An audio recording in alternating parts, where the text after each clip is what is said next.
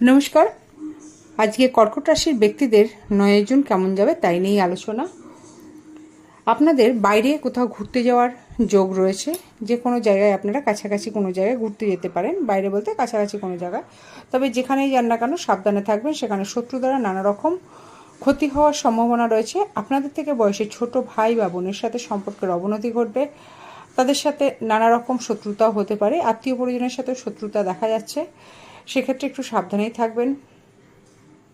রাস্তাঘাটে যখন চলবেন একটু সাবধানে চলাফেরা করবেন, অর্থাৎ যারা বাইরে যাবেন তাদের জন্যই বলা হচ্ছে। অর্থ সঞ্চয় করবেন, কিন্তু সেই টাকা পয়সা সমস্ত কিছু খরচ হয়ে যাবে কোনো না কোনো কারণে। তাই যতটা পারবেন খরচ কম করুন, নাহলে সমস্ত টাকাটাই ব্যয় হয়ে যাবে। যারা উচ্চশিক্ষার সাথে যুক্ত তাদের কিন্তু সময়টা ভালো না। সকলেরই ভাগ্য বিড়ম্বনা যোগ রয়েছে।